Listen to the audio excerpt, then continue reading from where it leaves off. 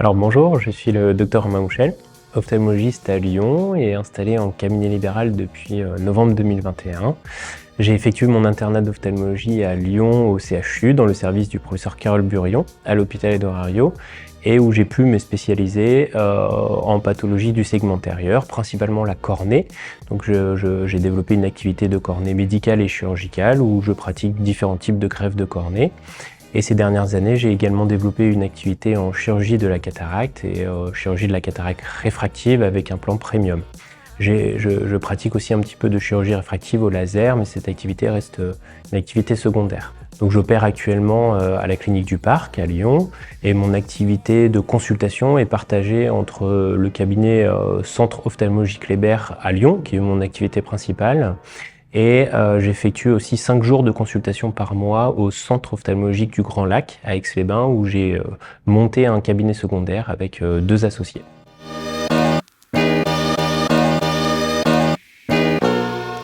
Alors donc mon activité est partagée entre le cabinet Centre Ophtalmologie Kléber qui est situé dans le 6e arrondissement de Lyon et où je reçois les patients en consultation. Alors je fais des bilans de vue classiques bien sûr, mais c'est vrai que la plupart de mon activité est centrée donc sur les pathologies de la cornée et la chirurgie de la cataracte. Donc pour les patients en cataracte, je les reçois pour un bilan préopératoire assez complet. Nous sommes équipés avec différents instruments de consultation, avec une biométrie web source de dernière génération, mais également un topographe pour analyser la surface de la cornée, notamment dans les implantations toriques. Nous avons également un aberromètre pour estimer les aberrations optiques et choisir au mieux donc, les implants qui sont dits premium. Et puis nous avons bien sûr des OCT de segment antérieur, de segment postérieur et une microscopie spéculaire pour pouvoir éliminer les contre-indications à des implantations premium. Dans ma patientèle, c'est une patientèle qui est assez variée. Alors c'est vrai que j'ai des patients assez âgés puisque quand je suis arrivé au centre Kléber, j'ai repris l'activité d'un ancien chirurgien de la cataracte dont 90% de la patientèle étaient des gens de plus de 65 ans. Donc j'ai bien sûr continué le suivi des patients déjà opérés et pris la succession pour opérer les patients qui n'étaient pas encore opérés ou les deuxièmes yeux par exemple. Donc j'ai quand même une demande assez importante de chirurgie de cataracte chez des gens entre 65 et 80 ans. C'est plutôt une population citadine de gens qui habitent à Lyon ou en tout cas en courte périphérie de Lyon. Et du fait de mon activité de cornée, j'ai aussi parfois des patients moins citadins et qui habitent un peu plus à la campagne, avec des profils de patients qui peuvent parfois différer sur leurs besoins et leur consommation de la vision. Et enfin, dans mon activité secondaire à Aix-les-Bains, j'ai encore un autre type de population, puisque là, on est vraiment sur du mer et montagne, avec une patientèle peut-être un peu plus sportive et un peu plus consommatrice d'activités en extérieur, et avec une exposition au soleil et aux UV plus importante. Donc ça fait 3 profils de patients un peu et beaucoup de réflexions lors des bilans préopératoires.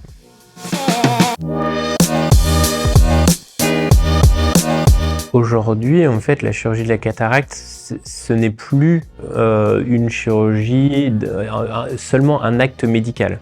C'est-à-dire qu'on a fait tellement de progrès dans cette intervention. Alors moi, je suis jeune, donc je suis arrivé dans l'ophtalmologie avec les progrès.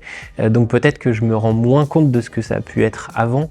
Et puis l'arrivée depuis plus de 15 ans maintenant de ce qu'on appelle les implants premium. Donc c'est des implants nouvelle génération qui permettent de corriger non plus seulement en monofocalité, c'est-à-dire de choisir la vision de loin ou la vision de près, mais qui vont nous permettre également de corriger l'astigmatisme, la presbytie et parfois de combiner plusieurs traitements, c'est-à-dire de corriger une myopie et un astigmatisme et la presbytie.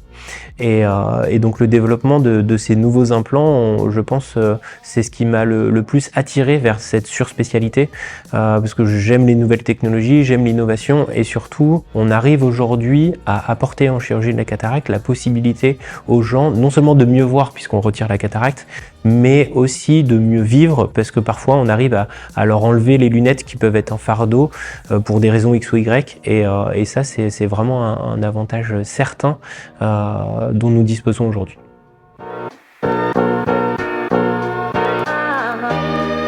La première agréable surprise a été de voir que le choix et la gamme est complète. C'est-à-dire que Rainer propose des implants monofocaux, des implants monofocaux toriques, et ensuite des implants dits à profondeur de champ étendue. Alors j'aime pas trop le terme EDOF parce qu'il est objet à controverse en termes de définition, mais en tout cas on va probablement parler tout à l'heure de l'implant EMV, qui est un implant qui est ni en monofocal ni en multifocal, mais qui apporte une profondeur de vision nouvelle par rapport à un monofocal. Et enfin la trifocalité avec un implant trifocal de dernière génération qui existe en version torique, et ça nous permet donc de proposer aux patients d'un point de vue technologique tout ce qui existe en termes d'implantation en chirurgie de cataracte aujourd'hui, quoi.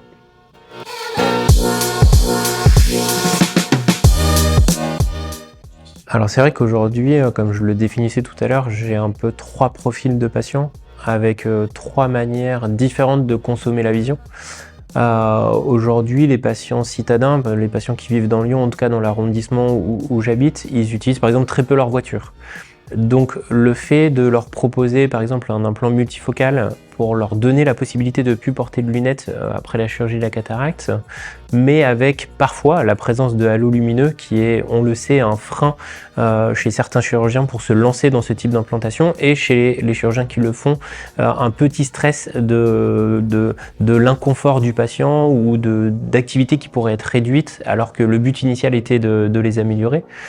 Et bah c'est vrai que sur cette population citadine, c'est un peu plus facile, en leur expliquant et en leur présentant les avantages et les inconvénients, finalement de les amener vers la multifocalité, puisque c'est probablement un type d'implant qui répond bien à leur mode de vie. Là où des patients, comme par exemple mon activité à Aix-les-Bains, je peux être parfois confronté à des gens qui sont plus jeunes ou qui conduisent encore beaucoup, notamment la nuit, ou qui font des activités notamment dans le sport et dans le sport nocturne ou des choses comme ça, où ils vont être beaucoup exposés aux lumières.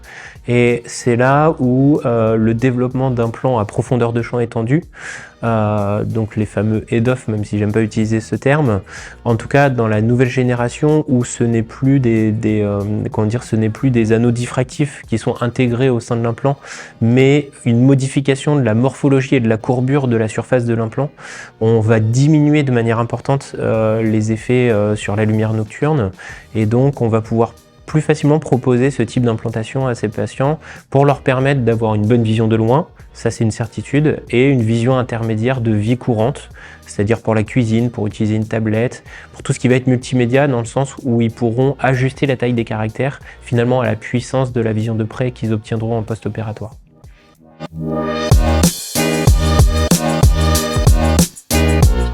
Tout à fait, et il y a un point essentiel, c'est que il y a certains implants sur le marché, quelle que soit la compagnie, qui ne proposent pas de version torique.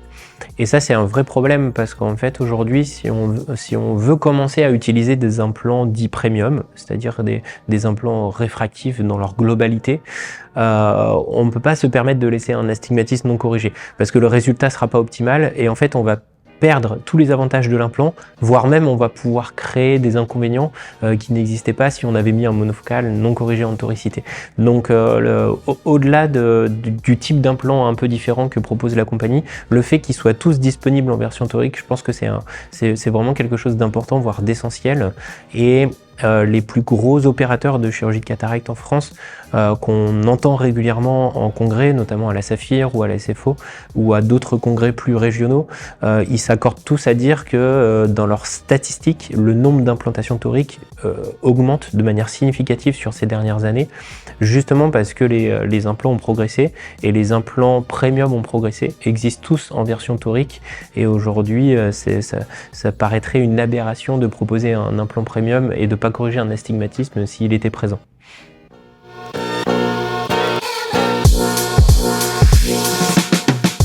Alors je pense que j'ai 2 constatations finalement sur cette question.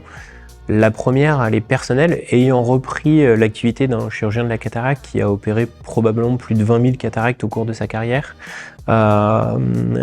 j'ai quelques patients qui m'ont demandé pourquoi eux ne voyaient pas de loin et de près alors que leurs voisines avaient la possibilité de voir de loin et de près. Donc quand c'est comme ça, on reprend un petit peu l'interrogatoire, on regarde un petit peu ce qui leur a été proposé et tout ça. Et puis surtout, je prends le temps de leur expliquer que ces implants de nouvelle génération sont arrivés progressivement et donc leur utilisation est également arrivée progressivement. Ça, c'est la première constatation que j'ai faite en m'installant et qui m'a un peu interpellé, même si moi j'avais déjà cette possibilité de proposer un peu une gamme d'implants large et j'avais déjà pris l'habitude de proposer à mes patients tout ce qui était possible pour eux.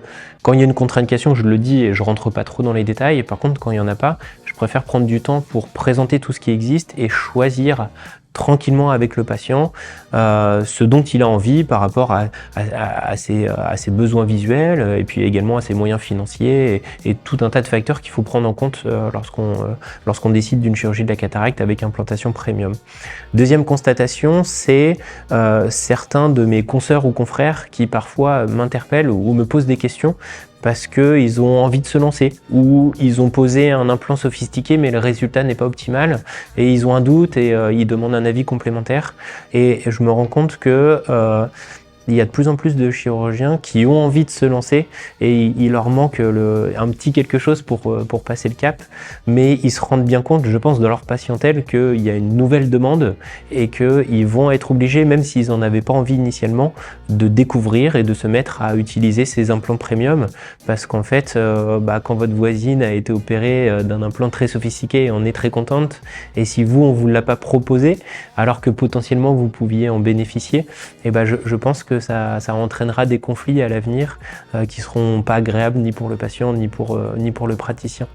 Donc ça, c'est les deux constatations que j'ai faites et donc oui, je pense que l'évolution de la demande des patients en chirurgie de la cataracte a changé ou est en train de changer parce que les patients parlent entre eux, certains chirurgiens vont utiliser des implants sophistiqués, d'autres non, et donc certains patients vont avoir cette possibilité de vivre ou de faire certaines activités sans lunettes et donc de plus en plus de patients vont le réclamer en fait tout simplement.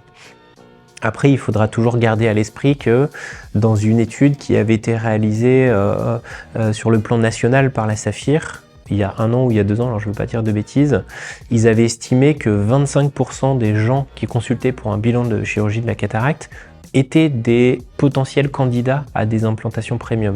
Ce qui sous-entend qu'il y a quand même une majorité de patients qui ont des pathologies, notamment au niveau maculaire ou au niveau d'un glaucome à un stade un peu avancé, qui ne sont pas forcément des bons candidats. Donc il faut pondérer le propos avec la possibilité que nous avons de dire non et de savoir bien sélectionner ces patients.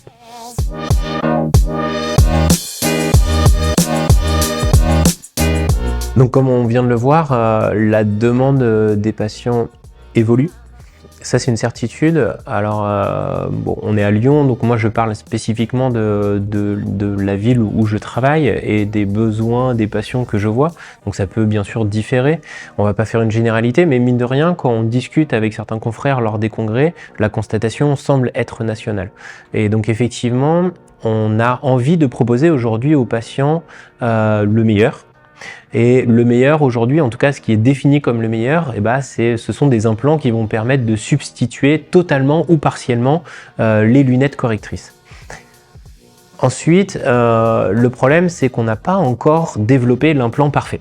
On n'a pas un implant qui va nous permettre de voir de loin, en intermédiaire et de près, sans effets secondaires potentiels. Ces effets secondaires potentiels, on les connaît dans l'implant multifocal, donc il y a ces anneaux diffractifs qui sont intégrés dans l'implant et qui, avec une pupille en position nocturne dilatée, vont être exposés aux effets de la lumière et vont pouvoir provoquer ce qu'on appelle des halos lumineux. Alors ces halos lumineux, dans la littérature, ils sont décrits par de nombreux patients. Moi-même, mes patients sont capables de les décrire. La plupart des gens s'y accommodent très bien. Et ils sont tellement contents de ne plus porter de lunettes que finalement, voir ce petit rayon lumineux autour d'une lumière, c'est pas une contrainte. Et on a même certains patients qui ne les décrivent même pas. Le problème, ça va être pour ceux chez qui ces halos lumineux vont devenir gênants. Et c'est là où j'ai trouvé que l'arrivée des monofocaux plus et des EDOF. Alors, il y a certains implants qui vont être un peu embriqués entre les deux, donc je préfère pas rentrer dans les détails des définitions. Mais l'arrivée de ces implants nous a permis de proposer quelque chose de nouveau, et notamment chez les patients dont on sentait que les halos lumineux pouvaient poser un gros problème éventuel, et de leur proposer une alternative sans passer directement sur un monofocal où là on sait qu'en post-opératoire il y a forcément une des focales qui va pas être bonne sans lunettes, et donc un patient qui peut potentiellement être un peu déçu.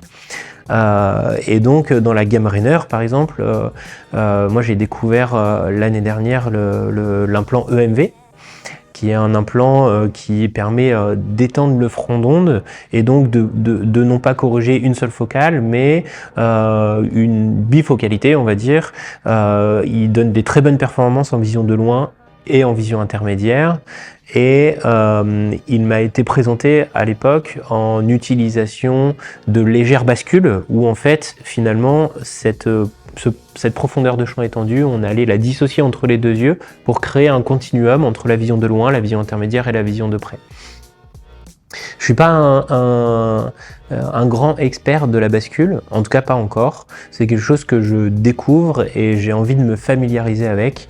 Et donc pour l'instant, dans la gamme Rainer, j'utilise le MV en hémétropie aux deux yeux, mais je suis pas moins déçu finalement, je pense, que les autres, parce que je trouve que la vision de loin et la vision intermédiaire, c'est aujourd'hui pour la plupart des patients les visions les plus importantes, celles qui vont utiliser le plus, notamment parce qu'on a substitué les activités de près, comme la lecture d'un journal ou la lecture d'un livre, par l'utilisation d'une tablette ou de liseuse. Et la liseuse permet d'avoir l'avantage de rétro-éclairer avec beaucoup de lumière, et donc de mieux faire fonctionner ces implants un peu sophistiqués. Et les tablettes et autres outils multimédia permettent d'adapter non seulement la distance, mais aussi la taille des caractères, finalement à la puissance réfractive de notre œil. Et on arrive avec des implants de milieu de gamme, je ne sais pas si on peut utiliser ce terme, finalement à obtenir une bonne satisfaction patient à un coût moindre qu'un implant multifocal et avec quasiment aucun risque de provoquer des phénomènes optiques liés à la lumière en post-opératoire. Alors je dis presque aucun risque parce qu'on sait très bien que quel que soit le type d'implant, et même les monofocaux peuvent parfois donner des halos lumineux. C'est un principe optique contre lequel on ne peut pas vraiment lutter, même si bien sûr les multifocaux sont beaucoup plus à risque que les monofocaux ou d'autres implants.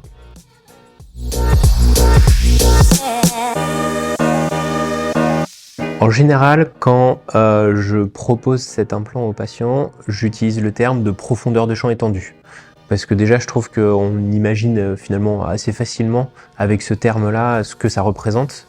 Et ça permet de s'affranchir de cette terminologie qui est malheureusement source de débat, même entre spécialistes. Pour moi, le MV a une place intéressante chez des patients qui ne sont pas des bons candidats à la multifocalité, non pas à cause d'une contre-indication ophtalmologique, mais plutôt à cause d'un profil de patient où on a peur des effets secondaires. Deuxième argument, le coût est un argument important en France parce qu'on a beaucoup de patients qui n'ont pas envie d'investir beaucoup dans leur santé. On a une sécurité sociale qui est très bien. On a un système de mutuelle associé qui permet à ce qu'en France, un patient qui soit traité finalement dans le secteur public ou privé arrive globalement à avoir un reste à charge proche de zéro. Mais lorsqu'on commence à utiliser des implants réfractifs, même si on établit des devis auprès des mutuelles, on n'a pas toujours de réponse positive pour la prise en charge des implants. Et la gamme de prix va être quand même assez variable d'un implant à l'autre. Et bien sûr, la multifocalité sont les implants les plus sophistiqués du marché et donc ceux vendus les plus chers. Et aujourd'hui, on est obligé de faire son choix d'implant aussi en fonction de cette réalité financière en France. Et c'est là où j'ai trouvé important finalement dans la gamme d'implants que je propose à mes patients d'avoir la possibilité de trouver un bon rapport qualité-prix.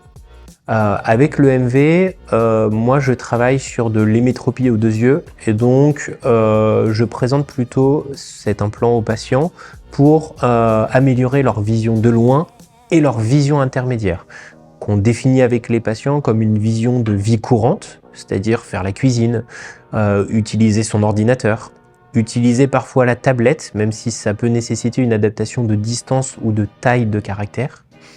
Par contre, je leur explique qu'en utilisant l'hémétropie des 2 yeux, je ne peux pas leur donner une indépendance en vision de près aux lunettes.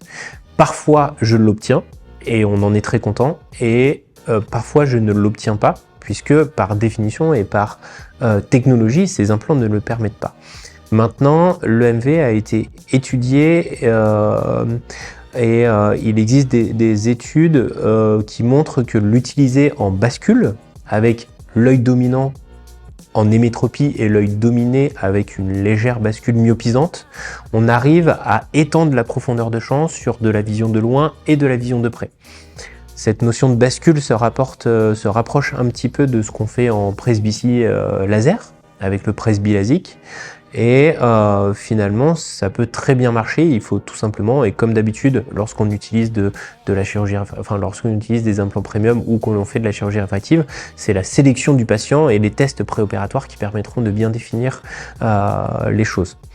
Donc aujourd'hui, pour moi, le MV, il prend sa place dès que des patients pourraient avoir de la multifocalité, mais qu'on va décider de ne pas le faire, soit pour une question de coût, soit pour la peur des effets secondaires que peuvent provoquer la multifocalité, soit parce que le patient s'est informé au préalable sur ce qui existe et va réclamer un type d'implant particulier.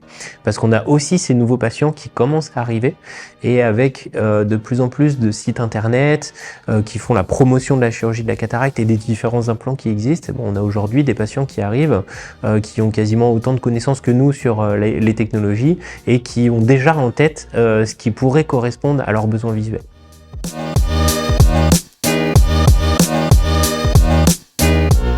Alors c'est vrai que de plus en plus, je tends à avoir un parcours patient qui est le même pour tout le monde. C'est-à-dire que même quand les patients ont des contre-indications à multifocalité, par exemple, parce qu'ils ont un antécédent de maculopathie ou une membrane épirétinienne et que je le sais déjà, c'est vrai que souvent je demande quand même à ce que le bilan complet soit fait.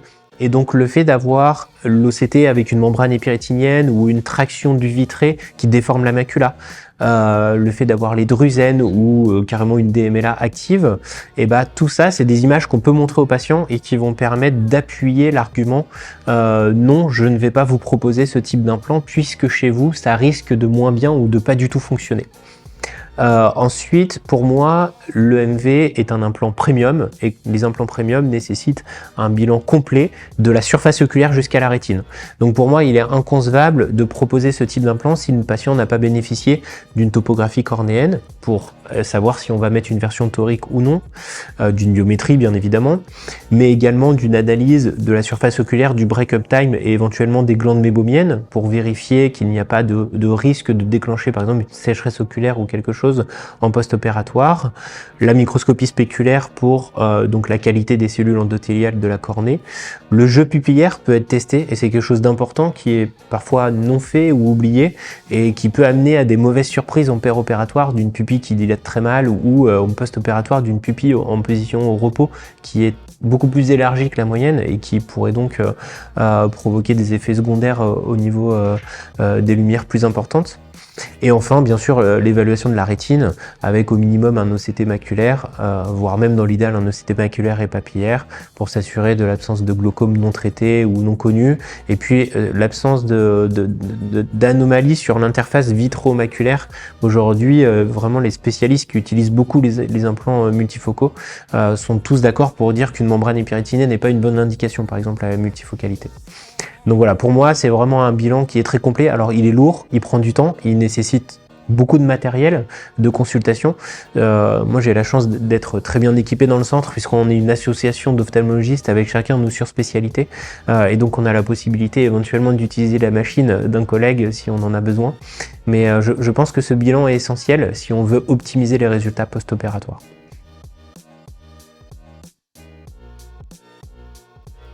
Je voulais pas les noyer. Et il n'y avait pas de surcoût pour le patient, donc c'était un peu un petit bénéfice quand j'essayais de poser ces implants-là. On était en général sur des profils de patients qui ne réclamaient pas spécifiquement quelque chose. Moi, je savais que j'allais pas dégrader la vision de loin et peut-être obtenir un petit quelque chose sur la vision intermédiaire. Par contre, sur un EMV, on est sur une technologie légèrement différente. On se rapproche de ce qu'on appelle les EDOF. Et donc pour moi, ça nécessite une information complémentaire pour le patient. C'est une technologie qui permet d'améliorer et la vision de loin et la vision intermédiaire. Et la vision intermédiaire, c'est quelque chose qu'on utilise tous les jours, mais qui est très mal défini dans le monde de l'ophtalmologie, pour les professionnels de santé, médicaux et paramédicaux, mais également pour les patients. Mesurer une vision de loin, une vision de près, ça fait des années-lumière qu'on fait ça, et c'est normal. Mesurer une vision intermédiaire, il n'y a pas beaucoup encore de centres ophtalmologiques qui le proposent, et quand on teste cette vision-là avec les patients, ils sont souvent assez surpris. Donc, présenter les implants comme l'EMV, c'est pour moi quelque chose d'important parce que c'est introduire une notion que les patients n'ont pas toujours. Et donc, comme je l'ai déjà expliqué tout à l'heure, pour moi, la vision intermédiaire, c'est une vision de vie courante, une vision pratique. C'est la vision qui va nous permettre de faire des activités à la maison, par exemple, sans forcément porter ses lunettes, comme la cuisine, qui va solliciter de projeter son regard au-delà de 33 cm, mais avant 1 mètre, 1 mètre 50. Ça va être toutes les activités sur l'ordinateur, sur la tablette, et c'est finalement des activités qui sont de plus en plus fréquentes au sein des foyers, notamment chez les patients à l'âge de se faire opérer de la cataracte, c'est-à-dire on va donner une fourchette assez large entre 65 et 85 ans. Et puis chez des patients qui sont très consommateurs en vision de près, on peut utiliser donc le système de la bascule et de privilégier l'œil dominant sur de l'hémétropie, vision de loin, et l'œil dominé sur plutôt une vision intermédiaire, vision de près, en laissant donc une myopie volontaire, et permettre à ces patients une autonomie parfois quasi totale en lunettes.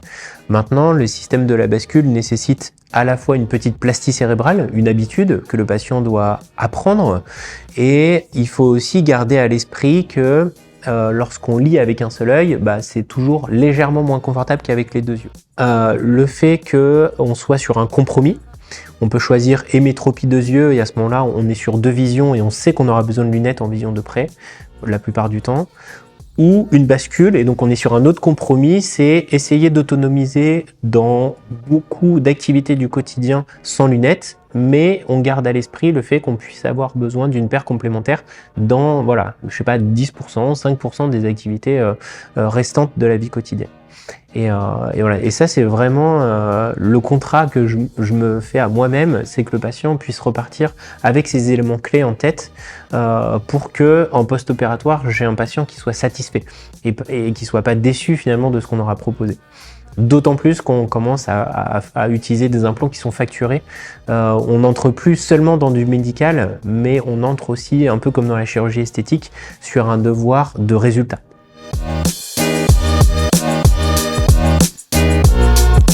J'ai déjà été amené à proposer de l'innovation, notamment dans le domaine de la télémédecine. L'innovation, parfois, c'est objet à controverse. Ça peut plaire ou pas plaire. Moi, c'est vrai que j'ai dans ma manière de vivre, que ce soit de manière personnelle ou professionnelle, c'est quelque chose qui est important pour moi. En fait, j'essaye vraiment de regarder toujours vers l'avenir et de penser au passé sans vivre dans le passé. Et surtout, je suis quelqu'un de très positif. Donc, quand on m'a proposé de faire partie des 100 premiers chirurgiens, effectivement, et notamment d'un des tout premiers chirurgiens en France à utiliser l'implant, j'ai trouvé ça très appréciable de pouvoir faire partie en fait de l'innovation en ophtalmologie et de ceux qui étaient prêts à faire le pas supplémentaire pour aller un peu plus loin. Ensuite, c'est aussi un bénéfice pour mes patients, c'est-à-dire que j'avais étudié en amont l'implant, je connais quand même maintenant assez bien les différents implants qui existent en chirurgie cataracte, leur technologie. Et pour moi, il était important, voire essentiel, de montrer que tous les implants qui existent en termes de technologie aujourd'hui doivent présenter une version torique. Forcément, je suis surspécialisé en pathologie médicale de la cornée et chirurgicale de la cornée. Je fais de la greffe de cornée. Donc l'astigmatisme, pour moi, c'est quelque chose de quotidien. C'est-à-dire que je lutte contre les astigmatismes post de greffe de cornée. C'est une des choses contre lequel je mets beaucoup sur lequel je travaille beaucoup. En greffe de cornée, c'est vrai que j'utilise tous les moyens possibles pour minimiser au maximum l'astigmatisme que je vais induire par ma suture. Et donc forcément sur les astigmatismes réguliers cornéens que l'on voit sur les topographies et qui sont très jolis, lorsqu'ils amènent pas un bénéfice pour le patient, parce qu'il y a quelques astigmatismes qui augmentent la profondeur de champ et qui peuvent être utiles parfois de laisser aux patients, mais dans la plupart des cas, quand ils sont corrigeables, il vaut mieux les corriger, notamment quand on utilise des implants comme l'EFV, c'est-à-dire des implants premium, puisque c'est ce qui va vraiment nous permettre d'optimiser le résultat post-opératoire. Ensuite, j'ai apprécié que mes patients puissent être inclus dans une étude internationale qui va montrer le bénéfice de cet implant et ses résultats. Ces résultats en termes d'efficacité sur la vision de loin, la vision intermédiaire sans correction, mais également sur la correction du cylindre en comparant les cylindres avant-après et les kératométries avant-après. Il savait les datas de sa chirurgie et de son suivi post-opératoire allaient être intégrés à l'étude et je l'ai rentré dans l'application qui a été développée par Rainer qui s'appelle Repro et qui permet en fait de rentrer des datas dans l'application et que l'application génère des SMS d'interrogation en post-opératoire, de questionnaires en post-opératoire, de satisfaction pour le patient. Donc j'avais coché pour ce patient-là 7 jours, 1 mois et 3 mois en lui demandant s'il était d'accord bien sûr pour participer et pour répondre parce que ça peut servir à l'industriel dans le développement et le développement futur d'implants et moi ça me sert aussi puisque j'obtiens les réponses sur l'application et ça me permet de voir si mon patient est satisfait ou pas du résultat de la chirurgie proposée. Alors là actuellement, j'ai pas eu de cas extrême, mais donc j'ai opéré 4 patients en bilatéral avec des EMV toriques pour leur donner de la vision de loin, la vision intermédiaire sans correction et corriger un astigmatisme associé cornéen et régulier bien sûr. Et je regardais tout à l'heure les datas avant l'interview et il me semble que le tout premier patient était un équivalent T2, T3, donc on était sur des cylindres entre 2 et 3 dioptries, 2,5 dioptries. Donc on est sur des cylindres qui sont suffisamment importants pour que non corrigé, il dégrade de manière significative la meilleure vision non corrigée en post-opératoire sur une implantation monofocale ou implantation d'un implant à profondeur de champ étendue non torique.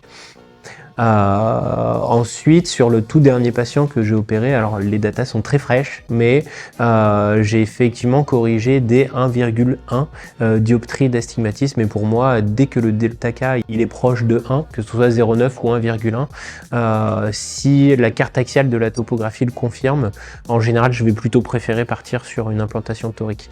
Et je travaille de plus en plus sur l'axe résiduel et en fait je vais essayer parfois finalement même si l'axe est inversé en post-opératoire, si le cylindre est plus résiduel, et c'est vrai qu'en général je vais pas hésiter à aller sur cette voie là, toujours dans un objectif de cylindre le plus petit possible.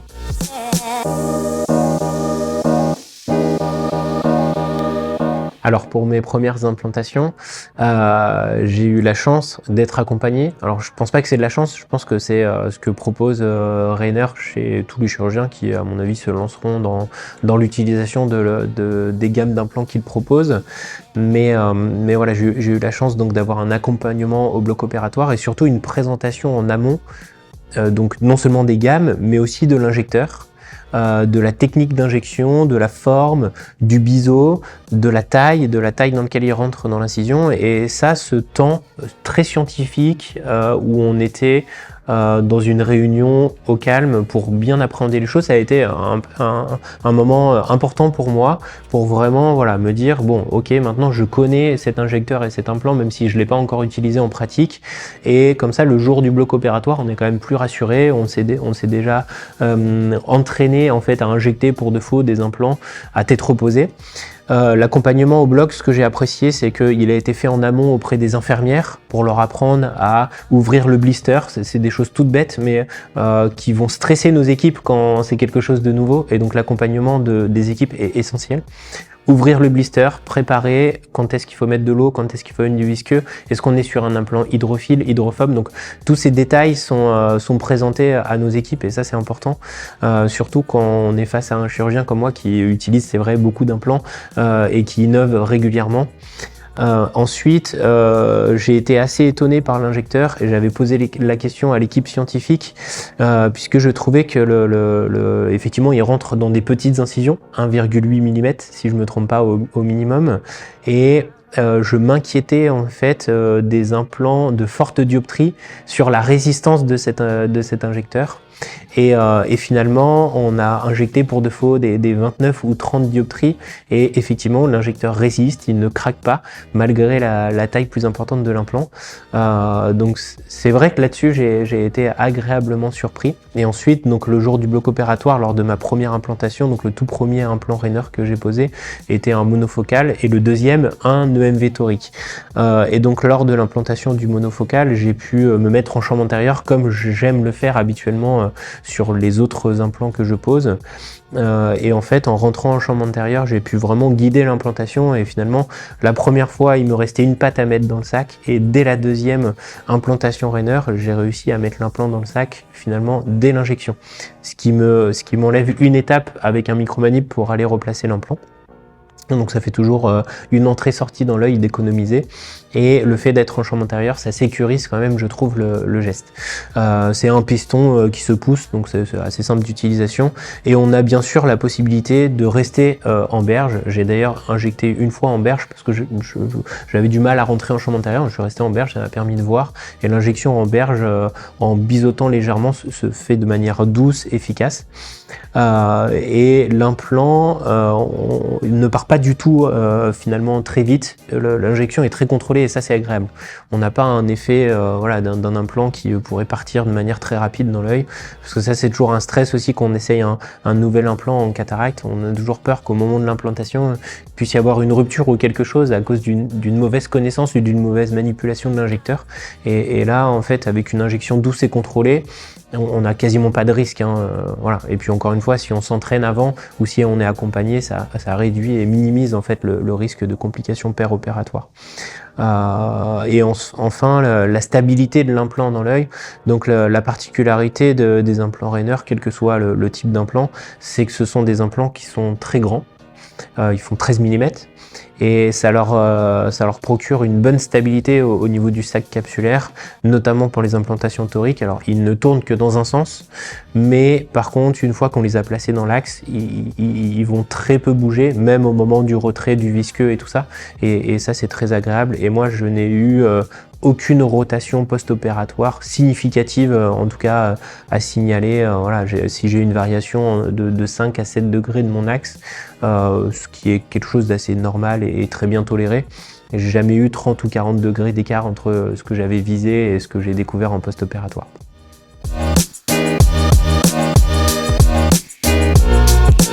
Alors donc depuis que j'utilise le Rewan EMV, j'ai implanté pour la première fois cet implant en septembre, fin septembre 2022. Et en fait, dès la première semaine, donc j'ai proposé aux patients de le revoir. En général, je vois mes patients entre J+1 et J+4, entre les deux yeux, et enfin à M1. Et donc quand je suis amené à utiliser un nouvel implant, c'est vrai qu'en général j'aime bien faire une visite plus intermédiaire, c'est-à-dire un équivalent J+7 pour que ça ait eu le temps de cicatriser et puis que je fasse déjà un premier test visuel qui ait un intérêt en fait, parce qu'entre J1 et J4 souvent je les fais pas lire, c'est vraiment juste pour vérifier la cicatrisation et puis m'assurer qu'il n'y ait pas une erreur réfractive majeure.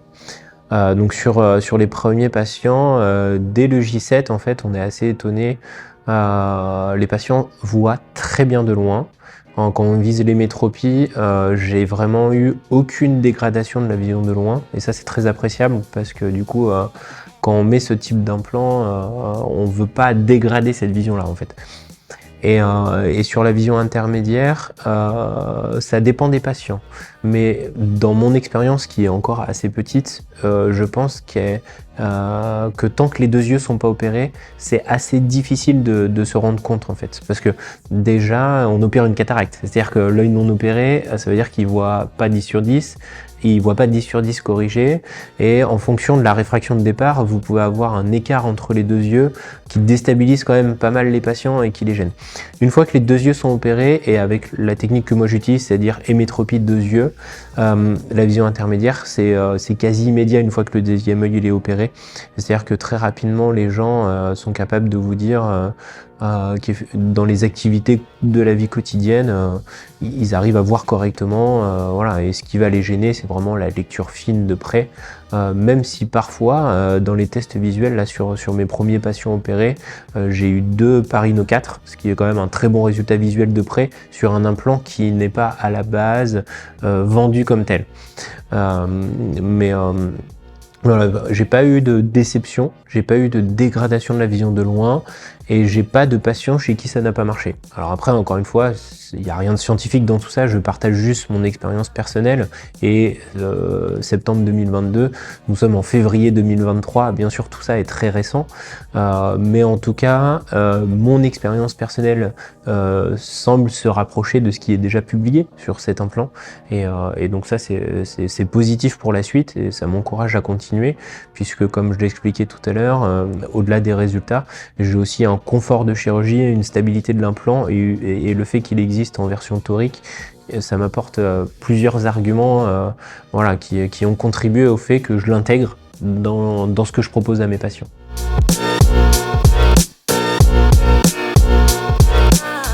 Alors à ce jour, non.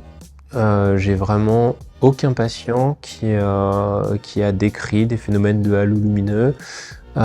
Tous les patients que j'ai opérés et dont je vous parle aujourd'hui lors de l'interview, je les ai tous revus après qu'ils aient repris la conduite automobile, notamment nocturne, et voilà, c'est vraiment un phénomène que je n'ai pas observé. Maintenant, si on suit les premières études sur l'implant, le pourcentage n'est pas à 0. Mais comme je l'expliquais tout à l'heure, en fait, même dans les implants monofocaux, le pourcentage il n'est pas à 0.